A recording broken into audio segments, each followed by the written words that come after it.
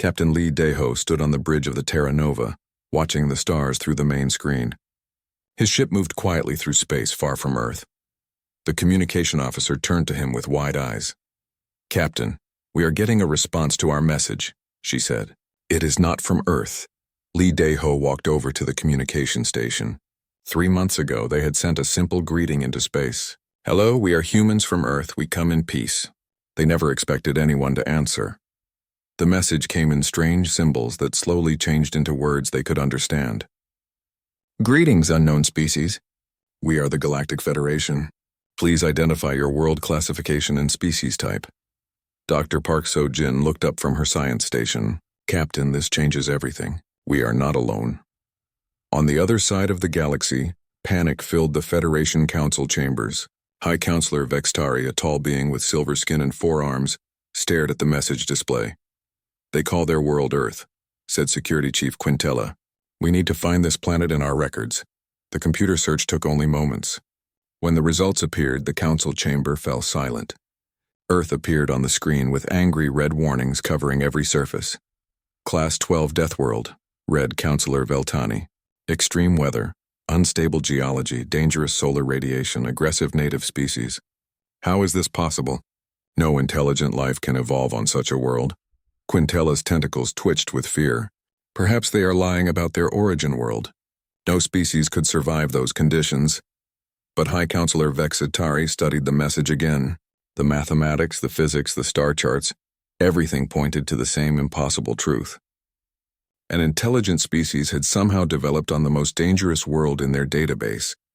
Back on the Terra Nova, Captain Lee Daeho made a decision that would change the galaxy forever. "Send another message," he told his communication officer. "Tell them we would like to meet." Lieutenant Kim Taemin, the ship's security officer, stepped forward. "Captain, should we call for backup?" "We do not know if they are friendly." Lee Daeho shook his head. "One ship. We do not want to scare them." Dr. Park So-jin laughed. "Scare them? Captain, they have faster-than-light communication across the entire galaxy. We should worry about them scaring us." The Federation's response came quickly. They would send a diplomatic ship to meet the humans at the edge of their solar system. The message was polite but careful. 3 days later, Ambassador Ryu Nari arrived on the Terra Nova with her diplomatic team. She was a small woman with sharp eyes and a calm voice. She had handled many difficult situations on Earth, but nothing like this. "Captain Lee, what do we know about these aliens?" she asked. "Very little," he admitted. "They seem peaceful.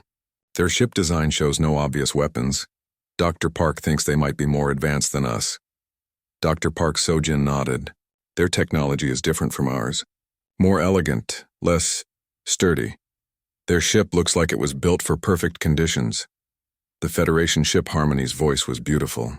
It looked like flowing water frozen in the shape of a ship. Smooth curves and soft lights made it appear more like art than a machine built for space travel. Captain Lee Daeho's Terra Nova was different. Built on Earth, it was strong and practical. Thick armor protected it from space rocks and radiation. Backup systems had backup systems. It was scarred from training fights and accidents, but it still worked perfectly. When the two ships met, the Federation crew could not believe what they saw. "Look at their ship," whispered the Federation captain to his crew. "It looks like it has been in a war." "Maybe they are a violent species," said the science officer. "Or maybe," said the communications officer, "they come from a place where ships need to be that strong." The first meeting happened over video communication. Captain Lee Daeho appeared on the Federation ship's screen, and Captain Zilthara appeared on the human ship's screen. Captain Zilthara was thin and pale, with large eyes that seemed too big for his head. His crew looked similar, delicate beings who moved carefully and spoke softly. "Greetings, Captain Lee Daeho of Earth," Zilthara said. His voice was musical and gentle. "We welcome you to the galaxy." "Thank you, Captain Zilthara," Lee replied. "We are happy to meet you." Dr. Park So-jin stepped into view. "We are excited to learn about other species and worlds." The Federation science officer, Dr. Mepthani, also appeared on screen. "Tell us about your world, Earth. Our records show it is uninhabitable." Park So-jin smiled. "Earth can be challenging, but it is our home. We have learned to work with its moods." "Moods?" Dr. Mepthani looked confused.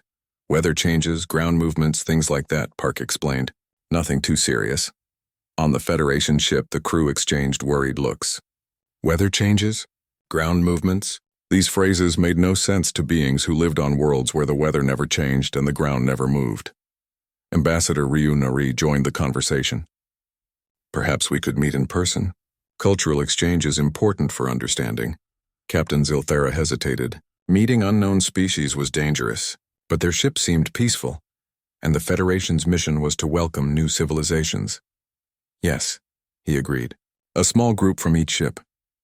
An hour later, Lieutenant Kim Tae-min prepared the shuttle bay for visitors. He checked the gravity and atmosphere controls to make sure they would be comfortable for the aliens. Set gravity to half normal, Dr. Park suggested. They looked delicate. When the Federation shuttle arrived, the human crew watched in amazement. The alien ship was silent and moved like it was floating on air. It touched down so gently that they barely felt it land. 3 Federation beings stepped out, wearing what looked like environmental suits. They moved slowly and carefully, as if they expected the floor to break under their feet. Captain Lee Dae-ho stepped forward to greet them, and the Federation beings stepped back in fear. Not because he looked threatening, but because he moved with the confidence of someone who was not afraid of his environment. Dr. Mepthani scanned the human ship with a small device. The readings made no sense. The air was dense, the gravity was crushing, and the radiation levels were higher than a Federation hospital would allow. How do you survive in these conditions? He whispered to his captain. Ambassador Ryu Nari noticed their discomfort. Is everything all right? We can adjust the environment if you need. This is normal for you? Asked Dr. Mepthani. Of course, she replied. This is actually quite comfortable compared to home. The Federation beings looked at each other with growing alarm. If this was comfortable, what was their homeworld like? As the meeting continued, both sides realized they had found something unprecedented. The humans had found proof that they were not alone in the universe. The Federation had found something impossible, a species that thrived in conditions that would kill every other known form of life. Captain Lee Dae-ho accepted an invitation to visit the Federation's capital world. He had no idea that his acceptance would terrify an entire galactic civilization and change the balance of power in the universe forever. The age of human expansion into the galaxy had begun, and nothing would ever be the same. The Terra Nova followed the Federation escort ships toward Celestia Prime, the capital world of the Galactic Federation. Captain Lee Dae-ho stood on the bridge watching the beautiful planet grow larger on the main screen.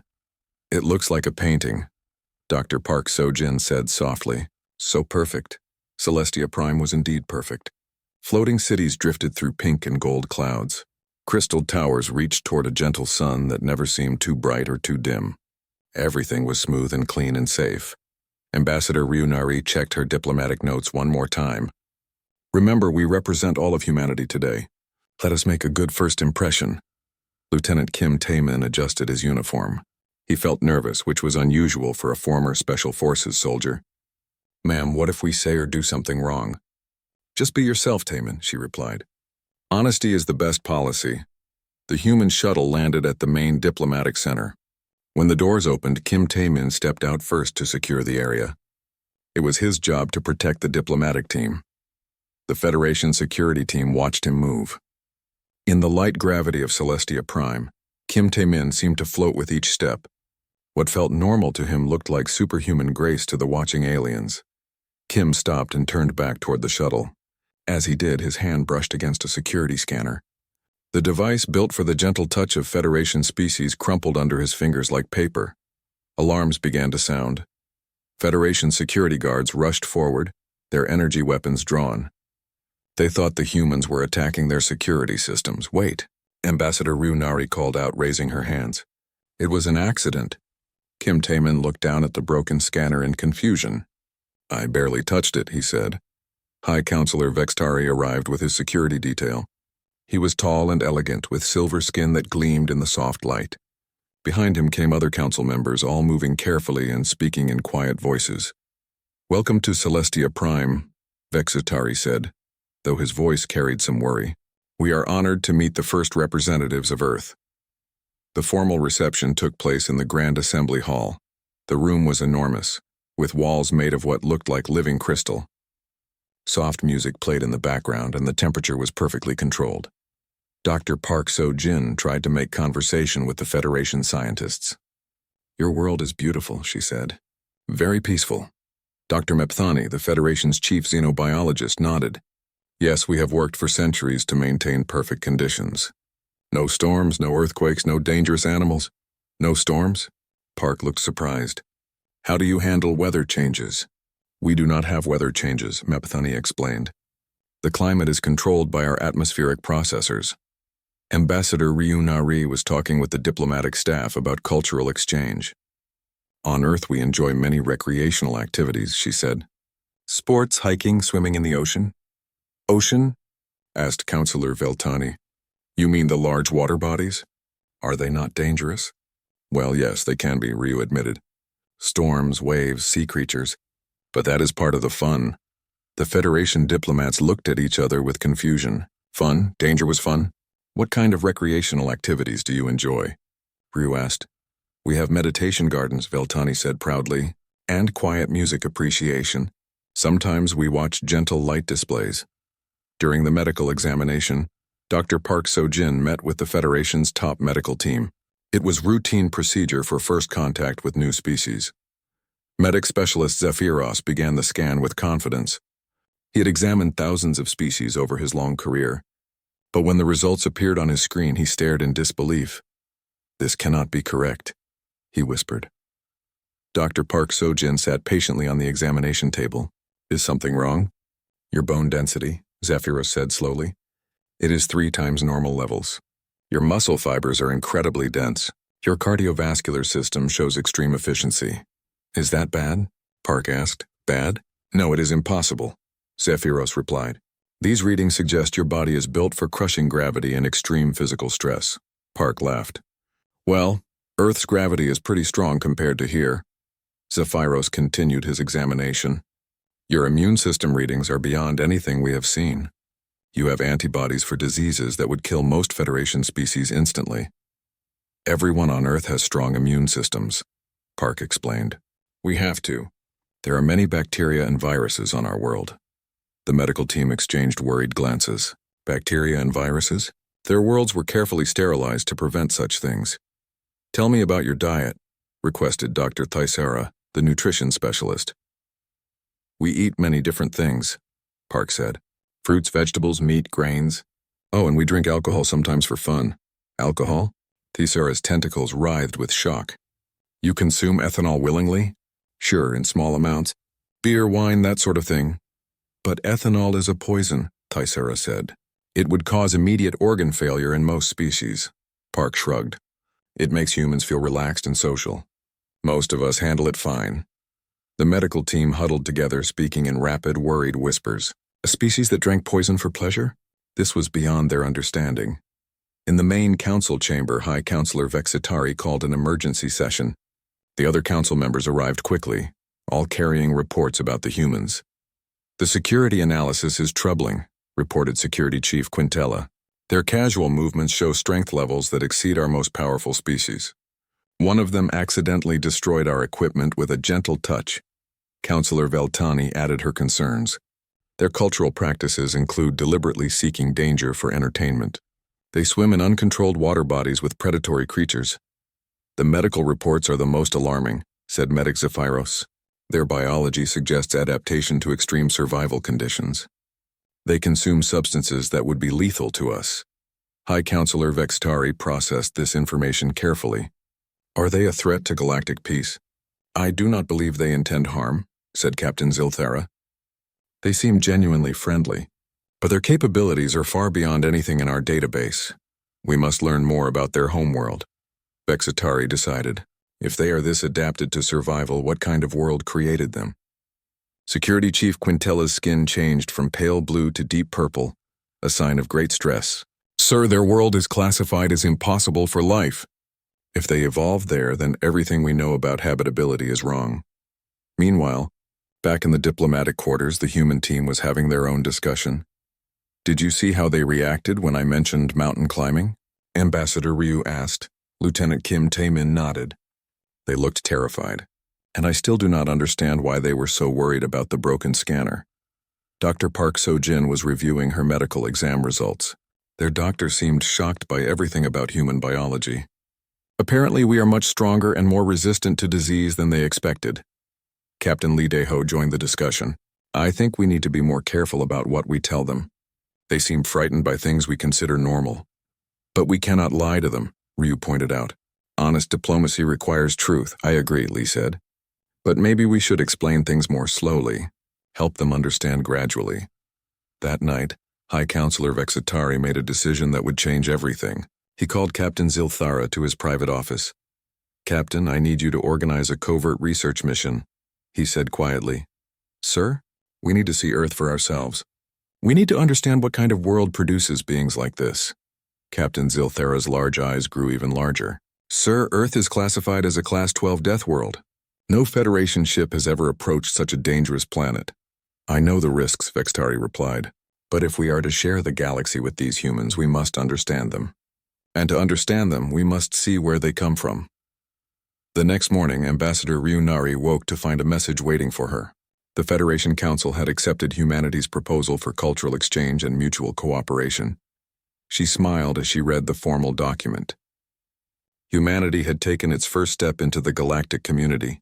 She had no idea that, at the same moment, a Federation research ship was being prepared for the most dangerous mission in their history, a journey to the death world called Earth.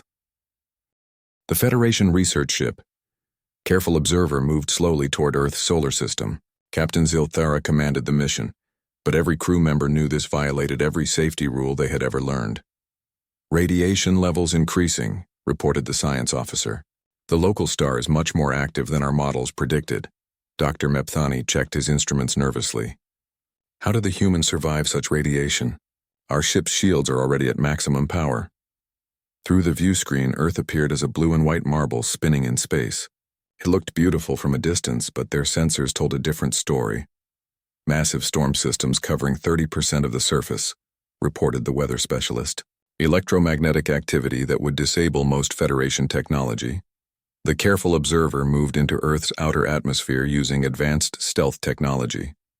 The humans would never know they were there. Down on Earth, Colonel Choi Byung-ho was conducting a routine military exercise in the Yao Mountains of Korea. His soldiers were practicing high-altitude combat in conditions that would be considered extreme by any measure. Remember, he called out to his troops, the enemy will not wait for perfect weather. We train in the worst conditions so that normal combat seems easy. The soldiers nodded and continued their training. They moved through snow and ice carrying heavy equipment, breathing thin air that would leave most species unconscious. The Federation observers watched through their sensors, unable to believe what they saw. They are exercising in sub-zero temperatures, whispered Dr. Mepthani, at an altitude where the oxygen content would kill most Federation species in minutes. Look at their equipment, added the military analyst. It is built to survive damage that would destroy our most advanced weapons. Captain Zilthara studied the readings. They call this training. This is not even combat. Meanwhile, in Seoul, Dr. Yoon Hairi was giving a lecture to her graduate students about human evolution. She had no idea that alien observers were recording every word. Earth has experienced 5 major extinction events, she explained to her class. Each time, life had to adapt or die.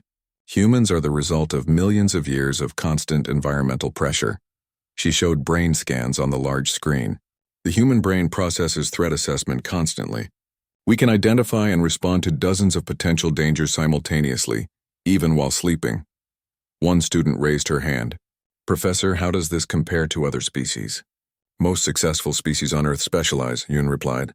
Cheetahs run fast, eagles fly high, sharks swim deep. Humans are different. We are generalists. We can survive anywhere, eat almost anything, and adapt to conditions that would kill specialists. The Federation observers translated her words with growing alarm. Humans were not just adapted to their death world, they were the ultimate survivors, shaped by millions of years of planetary disasters.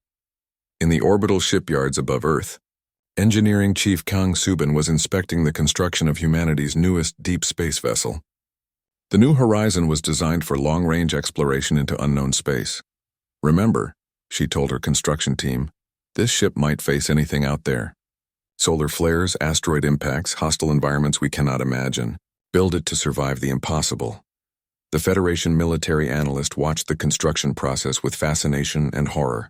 Their ship design philosophy is completely different from ours, he reported to Captain Zilthara. Explain. We build for efficiency and elegance.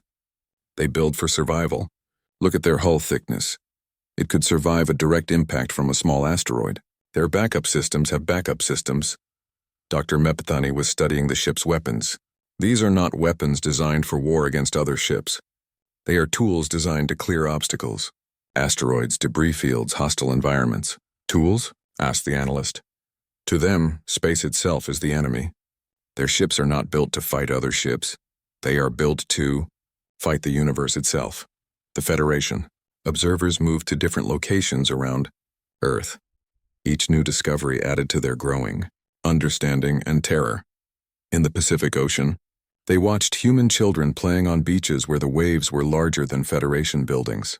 The children laughed and swam in water that moved with enough force to crush a Federation shuttle.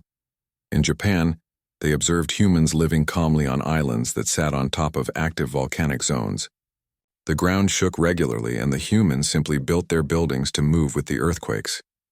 In Australia, they found humans working in deserts where the temperature would cook most Federation species alive. The humans wore simple protective clothing and continued their work as if the deadly heat was a minor inconvenience. This is impossible, Dr. Mepethani said for the 100th time. No species can adapt to this many different extreme environments. But the evidence was everywhere. Humans lived at the bottom of the ocean in research stations, at the tops of mountains in permanent bases, and in the frozen wastelands of Antarctica, like it was a pleasant vacation spot. The most shocking discovery came when they observed a human rescue operation. A massive earthquake had struck a city, and buildings had collapsed. Federation observers expected to see mass panic and death. Instead, they watched humans rush toward the danger. Rescue teams dove into unstable buildings to save trapped survivors. Medical teams worked in conditions that would terrify Federation emergency responders. They run toward danger, whispered the psychology specialist. When their environment tries to kill them, they fight back. They save each other. Captain Zilthara was beginning to understand something that would change everything. They are not just adapted to survive their death world. They have learned to protect each other from it. The Federation observers documented human technology that seemed impossible. Vehicles that could operate underwater, in space, and on land. Buildings that could flex and bend during earthquakes without breaking. Communication systems that worked during massive solar storms. Every piece of human technology is over-engineered, reported the engineering specialist. They assume their equipment will be damaged and plan for it to keep working anyway. Dr. Mepethani was reviewing biological data when he made the most important discovery of all. Captain, I need to show you something. He displayed genetic analysis on the main screen. Human DNA shows evidence of extreme selective pressure. Not from predators or disease, but from environmental disasters. Meaning, every human alive is descended from survivors of planetary catastrophes. Ice ages, volcanic eruptions, asteroid impacts, climate changes. Their entire species has been shaped by surviving events that would destroy our entire civilization. The psychology specialist added her analysis. This has created a unique mental structure. Humans expect disaster and prepare for it constantly. But instead of making them afraid, it has made them confident.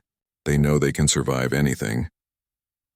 As the careful observer prepared to leave Earth's system, Captain Zilthara compiled their final report. The data they had gathered would terrify the Federation Council. Humans were not just another species to be welcomed into the galaxy. They were something unprecedented, a species that had been forged by their world into the ultimate survivors. They were strong enough to reshape their environment, smart enough to adapt to anything, and cooperative enough to save each other from planetary disasters. But the most frightening discovery was still to come. As they prepared to leave, their sensors detected something that changed everything. Human deep space monitoring stations had been tracking them the entire time. On Earth, Fleet Admiral Shin Jae-sung was reading reports from the Deep Space Network. Unknown ship departing our system, he told his staff. Advanced stealth technology, but our gravitational sensors still detected them. Orders, sir? Admiral Shin considered the situation carefully. Continue monitoring. If they wanted to harm us, they had plenty of opportunities. They were probably just curious. He had no idea that his calm response to discovering alien spies had just convinced the Federation that humans were even more dangerous than they feared. A species that could detect advanced stealth technology and respond with calm confidence was not a species that could be controlled or contained. The age of galactic crisis was about to begin. The Federation Council emergency session lasted for 3 days. High Counselor Vextari read the Earth observation report for the 5th time, and it still seemed impossible. They detected our most advanced stealth ship, said Security Chief Quintella, a ship that is invisible to our own sensors. Counselor Veltani's skin had turned pale gray with stress. The report says their children play in environments that would kill trained Federation soldiers. They treat planetary disasters like weather patterns. We have a serious problem, announced Dr. Zephyros. According to our analysis, human civilian technology is more advanced than our military equipment. Their mining tools could destroy our cities. Their construction vehicles are stronger than our battle tanks. The council chamber fell silent as the implications sank in. Security Chief Quintella stood up, his tentacles writhing with agitation. I recommend immediate quarantine expansion and defensive preparations. These humans represent an existential threat to every peaceful species in the galaxy. But they have shown no hostile intent, argued Counselor Threndari. Every interaction has been peaceful. That makes them more dangerous, not less, Quintella replied. A violent species we could understand and predict. But these humans are peaceful while being impossibly powerful. We cannot predict their actions. High Counselor Vexistari made the decision that would change galactic history. We will implement a defensive blockade around their solar system. Not to attack, but to contain them until we understand them better. Meanwhile, on Earth, Fleet Admiral Shin Jae-sung was reviewing sensor data from the Deep Space Monitoring Network. His Chief of Staff, Captain Park Wonbin, stood beside him in the command center. Admiral, we have detected Federation ships forming positions at the edge of our solar system, Park reported. Admiral Shin studied the tactical display. Dozens of alien ships were taking positions that could only be described as a blockade. How long have they been there? They started arriving 12 hours ago. Current count is 47 vessels. Admiral Shin considered the situation. He had spent his entire career preparing for unknown threats, but he had never expected those threats to come from species they had just made peaceful contact with. Alert all commands, he ordered. Defensive posture only. We do not know their intentions yet. Sir, should we contact the diplomatic team on Celestia Prime? Yes, immediately. On Celestia Prime, Ambassador Lee Mi-young was preparing for what she hoped would be routine diplomatic meetings. She had arrived with Captain Bae Young-sik and a full diplomatic team aboard the human vessel Peaceful Dawn. The Peaceful Dawn was a converted military ship that humans considered lightly armed. It carried only basic defensive systems and a small security detail. To the humans, it was barely more than a transport. To the Federation, it looked like a dreadnought. Captain Bae Young-sik stood on the bridge, confused by the Federation's response to their arrival. Why are there so many Federation ships out there? He asked his tactical officer. Sir, they appear to be in full defensive formation. Energy weapons charged, shields at maximum. Ambassador Lee Mi-young joined them on the bridge. Captain Bae, I am receiving urgent messages from the Federation Council. They seem very concerned about our arrival. Concerned about what? We sent all the proper diplomatic requests. Before anyone could answer, the ship's communication system activated.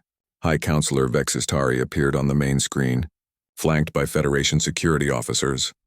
Ambassador Lee Mi-young, Vexitari said carefully, we need to discuss the current situation immediately. Of course, High Counselor. May I ask what situation you are referring to? Vexitari hesitated. Your ship, Ambassador. Our sensors indicate it carries weapons capable of destroying our entire orbital defense network. Ambassador Lee looked confused. High Counselor, the Peaceful Dawn carries only basic defensive systems. Captain Bae, please show them our weapons inventory. Captain Bae activated the ship's tactical display. We have standard energy shields, point defense lasers for debris clearing, and basic projectile weapons for emergency situations. What the humans saw as basic defensive systems, the Federation analyzed as devastating offensive weapons. The point defense lasers could cut through Federation ship hulls like paper. The projectile weapons fired rounds with enough kinetic energy to crack planets. Captain Bay, Vextari said slowly, your basic projectile weapons have muzzle energy equivalent to our planetary defense cannons. That cannot be correct, Bay replied. These are just standard railguns for emergency use. Dr. Mepethani appeared on screen beside Vexitari. Captain, your railguns accelerate projectiles to 12% of light speed. Our most powerful weapons achieve barely 2%. Captain Bay looked at his weapons officer with confusion. Is that unusual? The weapons officer shrugged. Sir, these are old models. The new ones are much faster. On the Federation command ship, panic was setting in. If these were old basic weapons, what did human military ships carry? The crisis escalated when Captain Bay's security team was called to the shuttle bay for routine inspection. Lieutenant Kang Ji-hoon led the security detail, carrying what humans considered standard sidearms. The Federation security team that met them was equipped with the most advanced weapons their civilization could produce. They were prepared for anything except what they actually encountered. Lieutenant Kang's sidearm was a simple kinetic weapon, what humans called a pistol. It fired small metal projectiles using chemical propulsion. On Earth, it was considered barely adequate for personal defense. When the Federation weapons specialist scanned it, his readings showed that it fired projectiles with enough energy to penetrate Federation battleship armor. Your personal weapons, the specialist said with a shaking voice, are more powerful than our ship-mounted cannons. Lieutenant Kang looked down at his pistol. This old thing? Sir, this is just for emergencies. I keep asking for an upgrade to plasma weapons, but procurement says the budget is not approved yet. The Federation team exchanged terrified glances. If this was what they carried for emergencies, what did they use when they were serious? Dr. Park So-jin, who had remained on Celestia Prime to continue scientific exchanges, found herself in the middle of an increasingly tense situation. The Federation scientists were asking her increasingly worried questions. Dr. Park, said Dr. Mepethani, we need to understand human military capabilities. I am a scientist, not a soldier, she replied. But I can tell you that humans prefer to avoid conflict. But if conflict comes? Park So-jin thought carefully. We prepare for it. Earth has taught us that the universe can be dangerous, so we make sure we can defend ourselves and others. Others? Of course. If someone needs help, humans help. It is what we do. This answer terrified the Federation even more. A powerful species that would fight to protect others was unpredictable and impossible to contain. High Counselor Vextari made an emergency call to Earth, speaking directly with General Han Sora, Earth's Supreme Military Commander. General Han, he said carefully, the Federation Council has some concerns about human military capabilities. General Han, a small woman with steel-gray hair and calm eyes, listened to his concerns with patience. High Counselor, humans have no desire for conflict with the Federation or any other species. But your capabilities are designed to protect, not to conquer, she replied firmly. Earth has taught us that survival requires strength, but civilization requires using that strength wisely. Vextari took a deep breath. General, the Federation Council has prepared an ultimatum. Humanity must accept restrictions on expansion and technology development, or face the combined military might of the entire Galactic Federation. General Han was quiet for a long moment. When she spoke again, her voice was very calm. High Counselor, I invite you and the entire Federation Council to visit Earth. Come see what we are protecting and why we are the way we are. That is impossible. Earth is too dangerous. We will ensure your safety, she said simply. Come see our world. Then decide if we are a threat to galactic peace or if we might be something else entirely. After the call ended, General Han turned to her staff. Begin preparations for high-level diplomatic protection protocols, and send a message to the fleet. Defensive positions only, but be ready for anything. She did not want war with the Federation. But if they forced the issue, they would discover what a species forged by a death world could do when protecting their home and their friends. The galaxy stood on the edge of its first interstellar war, and neither side fully understood what they were facing.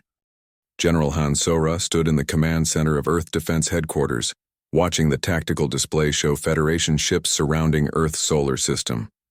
Her staff waited for orders, ready for anything. Ma'am, said her aide, the Federation ultimatum expires in 6 hours. I know, she replied calmly. And in 5 hours, the Federation Council will arrive to see our world for themselves. Across the galaxy, High Counselor Vextari was having second thoughts about accepting Earth's invitation. The Federation's most advanced life support systems had been installed on his personal ship, but traveling to a Class 12 death world still seemed like suicide. "Sir," said his assistant, "we could conduct the meeting remotely." "No," Vextari decided. "If we are to judge humanity, we must see them in their natural environment." Dr. Mepthani was terrified. "High Counselor, our atmospheric suits may not be sufficient. Earth's environment is beyond our safety parameters." "Then we trust the humans to protect us," Vextari replied. "If they can do that, perhaps we have misjudged them." The Federation delegation consisted of 5 council members in their most protected ship. As they approached Earth, their sensors showed readings that should have been impossible for a living world. "Massive electromagnetic storms in the upper atmosphere," reported the science officer. "Radiation levels that would sterilize most Federation worlds." "Yet they call this home," Vextari said quietly. Counselor Park Dong-hyun, Earth's newly appointed representative to the galactic community, met the Federation delegation at Earth's orbital station. He was a former professor of interstellar relations who had spent his life preparing for this moment. "High Counselor Vextari," he said warmly, "welcome to Earth's neighborhood." Vextari looked around the orbital station with amazement. It was built like a fortress with thick walls and multiple backup systems, but it was also comfortable with gardens and recreation areas where humans worked and lived. "This station could survive direct weapons fire from our strongest ships," he said. "Actually," Park replied, "it is designed to survive solar flares and asteroid impacts. We have had some problems with space weather." The Federation delegation transferred to a human shuttle for the trip down to Earth's surface. The shuttle was piloted by Captain Eugenia, a young woman with steady hands and calm confidence. "First time visiting a death world?" she asked cheerfully. "Yes," admitted Counselor Veltani. "Are you not concerned about our safety?" "Not at all," Yu replied. "We have good weather today. Only light earthquakes predicted, and the volcanic activity is minimal." The Federation delegation gripped their safety restraints as the shuttle descended through Earth's turbulent atmosphere. To them, it felt like flying through a war zone. To Captain Yu, it was a normal Tuesday. They landed in Seoul, South Korea, at a diplomatic facility that had been prepared specifically for alien visitors. The building was designed to withstand earthquakes, typhoons, and other natural disasters while providing a safe environment for beings from gentle worlds. General Han Sora met them at the entrance, flanked by her staff but carrying no weapons. She was a small woman who moved with quiet confidence. "High Counselor," she said with a slight bow, "thank you for accepting our invitation." "General Han, I must admit we are nervous about being here," she smiled. "I understand. Earth can seem overwhelming to visitors, but you are our honored guests. We will keep you safe." The tour began with a presentation by Dr. Yoon Hairi about human evolution and adaptation. She stood before a large screen showing Earth's geological history. "For 4 billion years," she explained, "Earth has been trying to kill everything that lives on it. Ice ages, volcanic eruptions, asteroid impacts, climate changes. Life has had to adapt constantly or die." She showed brain scans and biological data. "Humans are the result of this constant pressure. Our bodies are built for survival. Our minds are designed for problem-solving under stress, and our social structures are based on cooperation during crisis." Counselor Veltani raised a tentative hand. "But this makes you a violent species, correct?" "The opposite," Dr. Yoon replied. "External threats made us cooperative. When your world is trying to kill you, fighting each other is wasteful. Humans survive by working together." The Federation delegation was taken to observe a disaster response training exercise. A simulated earthquake had damaged part of the city, and human emergency teams were practicing rescue operations. High Counselor Vextari watched human rescue workers dive into dangerous, unstable buildings to save simulated victims. "They risk their lives for strangers," he said with wonder. "Of course," replied General Han, "that is what humans do." "But why?" "Because when disaster strikes, we all survive together or we all die alone." The demonstration was interrupted by real alerts. Seismic sensors detected an actual earthquake approaching the region, a moderate tremor that would barely register on human news reports. "We should evacuate immediately," said Dr. Mepthani, his instruments showing the approaching ground movement. There is no need, General Han assured him. This is only a magnitude 4.2 earthquake. The building is designed for much stronger shaking. When the earthquake hit, the Federation delegation felt the ground move beneath their feet for the first time in their lives. To them it was terrifying. To the humans around them it was barely noticeable. After the shaking stopped, General Han checked on her guests. "Are you all right?" "The planet just tried to kill us," whispered Counselor Veltani. "No," she replied gently. "The planet was just stretching. Real danger would be magnitude 7 or higher." That evening, as the Federation delegation recovered in their reinforced quarters, alarms began to sound across Earth's monitoring networks. Something was emerging from the galactic core, an ancient threat that had been dormant for thousands of years. Captain Yu Jinna was the first to analyze the readings. "It is some kind of energy wave," she reported to General Han. "Moving at near light speed, consuming everything in its path." Dr. Park So-jin, who had returned to Earth from Celestia Prime, studied the data with growing alarm. "It appears to be a natural phenomenon, like a galactic storm, but far more dangerous." High Counselor Vextari was called to an emergency conference. When he saw the readings, his skin turned pale with terror. "This is the Devourer wave. Our legends speak of such things, but we thought they were myths." "What does it do?" asked General Han. "It consumes energy, stars, planets, entire star systems. Our ancestors fled from such waves in the distant past." General Han studied the projected path of the energy wave. It would reach Federation space in 6 months, Earth's solar system in 8 months. "How do your people usually handle such threats?" she asked. Vextari looked confused. "Handle? We evacuate, we run. What else can we do against such power?" General Han exchanged glances with her staff. "We fight it." "Fight it? How do you fight a galactic storm?" "The same way we fight everything else," she replied. "Together, with careful planning and the right tools." Within hours, Earth's greatest scientific minds were working on the problem. Dr. Yoon Hai-ri led a team analyzing the wave's structure. Engineering Chief Kang Subin began designing weapons that could disrupt energy patterns on a galactic scale. Captain Yu Jin-ah was given command of the joint Human Federation fleet being assembled. It was the first time in galactic history that ships from dozens of species would work together under unified command. "Captain," High Counselor Vextari asked her, "how can you remain so calm? This wave could destroy everything we know." Yu smiled with the confidence of someone raised on a death world. "High Counselor, I have lived through typhoons, earthquakes, solar storms, and my mother's cooking. This is just another natural disaster, but bigger." The battle against the Devourer wave took place at the edge of Federation space. Human ships led the attack, their over-engineered hulls and redundant systems allowing them to survive in conditions that disabled Federation vessels. But the humans did not fight alone. Federation ships provided support, coordination, and the long-range sensors needed to track the wave's patterns. Working together, they found the weak points in the energy structure. "All ships target the resonance nodes," Captain Yu ordered over the fleet communications. "Disrupt the wave's coherence and it will collapse on itself." The battle lasted 3 days.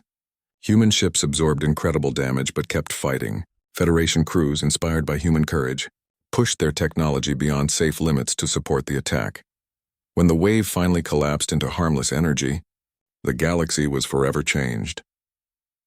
High Counselor Vexitari stood on the bridge of Captain Yu's flagship, watching the energy dissipate into space. "You saved us all," he said. "We saved each other," she replied. "That is what neighbors do." 6 months later, the Human Integration Protocol was signed on Earth. Humans became the Federation's guardians and explorers, venturing into dangerous regions of space and defending peaceful worlds from natural and artificial threats. Captain Lee Dae-ho, who had started it all with a simple message of greeting, now commanded the Federation's first joint exploration fleet. His mission was to seek out new life and new civilizations, but also to be ready to protect them when danger appeared. On Earth, the first Federation volunteers were learning what humans called Deathworld survival techniques. They were taught not just how to survive in dangerous conditions,